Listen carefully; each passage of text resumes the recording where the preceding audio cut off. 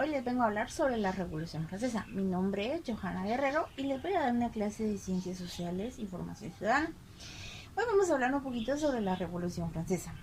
Pues en esta revolución los principios y eventos o consecuencias de la Revolución Francesa transformaban el mundo como ningún otro acontecimiento. Yo que inspiro e impulso distintos proyectos políticos, sociales y económicos a lo largo del mundo durante el siglo XIX y siglo XX, esto es debido a principalmente que se buscaba la eliminación de privilegios de los nobles, proclamó la igualdad de las personas y además puso al rey como una figura cepillintada del pueblo. Desigualdad en Francia a finales del siglo XVIII.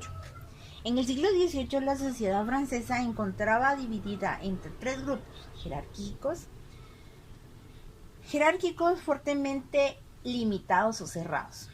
Al mismo tiempo, cada grupo estaba dividido en tres más pequeños. Ahorita les vamos a hablar un poquito de lo que estaba dividido, pues la desigualdad de Francia en el siglo XVIII. Pues tenemos el primer grupo de los franceses. Es lo más alto de la jerarquía social francesa. Se encontraba la nobleza, que se dividía en la alta nobleza de espada y la alta nobleza de toga. Y la baja nobleza de los primeros eran las gobernantes de origen militar, miembros de la familia tradicional. La segunda era los burgueses y no obtuvieron títulos, ¿verdad? Nobiliarios. Por medio de los matrimonios con la nobleza de espada y los terceros, era un grupo que se puede decir no recibía dinero por tierras, pero gozaba de privilegios en la sociedad. Estos miembros, pues ellos trabajaban de alguna manera, pero no tenían ningún título. Movilitaron y matrimonios, ¿verdad? Se caracterizaba por tener matrimonios con otra persona y así tener las riquezas de esa persona. El segundo grupo lo constituían los cleros. Los cleros se encontraban divididos en el alto clero, que era muy cercano a la nobleza y gozaba de distintos privilegios, y el bajo clero, que gozaba de menos privilegios y trabajaba en las provincias con curas de la nobleza.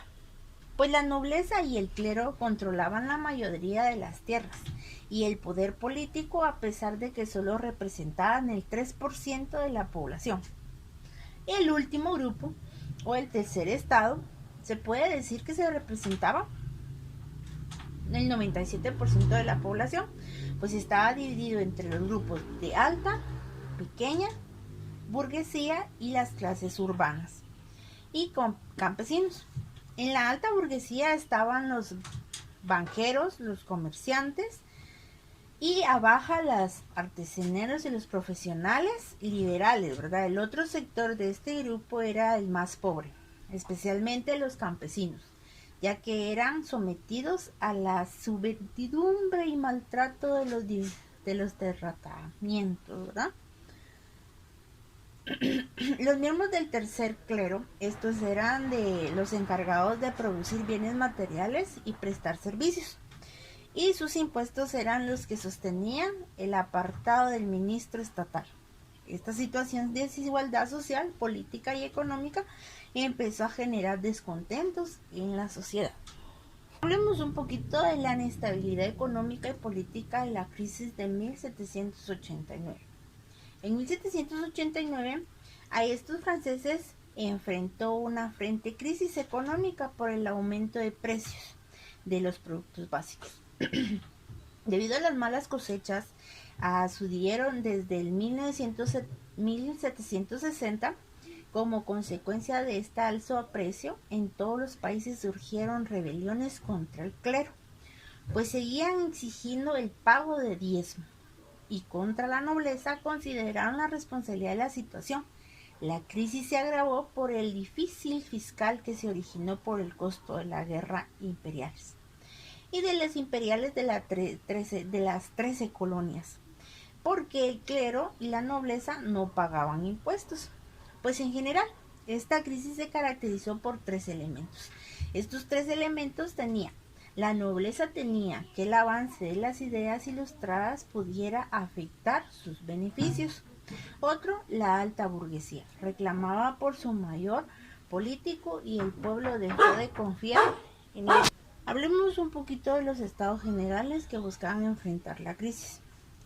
Como consecuencia de la crisis económica, el Estado francés se declaró en bancarrota, lo que quería decir que lo que tenían fondos suficientes para la solución de sus problemas fiscales. Por esta razón, se convocaron los Estados Generales, un evento que reunió a los representantes de los tres estamentos de la sociedad francesa, la nobleza, el clero y el pueblo llano o tercer estado. Estos estados generales se reunieron a partir del 5 de mayo de 1789 en el Palacio de Versalles, con el objetivo de solucionar las problemáticas económicas. Asistieron 270 nobles, 291 miembros del clero y 578 representantes del pueblo, para un total de 1139 representantes que recibían el nombre de diputados. Sin embargo, en el momento de hacer la votación se produjeron profundos desacuerdos entre los grupos, ya que mientras la nobleza y el clero buscaban que los votos fueran grupales o por estamentos para no perder sus beneficios. Los miembros del tercer estado buscaban el voto individual, ya que ellos eran mayoría. Al verse comprometidos sus privilegios y beneficios, tanto la nobleza como el clero rechazaban la idea del tercer estado y el voto individual. Por esta razón, el 20 de junio, el pueblo llano constituyó una asamblea nacional y jurados no se paraban hasta elaborarse en la Constitución. Si pueden ver acá en la imagen, pues es una sesión inaugural de los Estados Generales. Fue plasmado por el ejemplo Michel Maury en 1789. Este pintor, grabador o ilustrador francés creó la imagen de la importante obra literaria con algunos Jean-Jacques y Rousseau y Voltaire. Ahorita hablaremos sobre la Asamblea Nacional y la promesa de una constitución.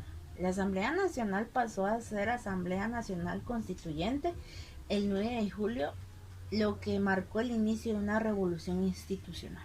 Pocos días después, el 14 de julio, estalló la movilización popular cuando el pueblo parisino asaltó la Bastilla.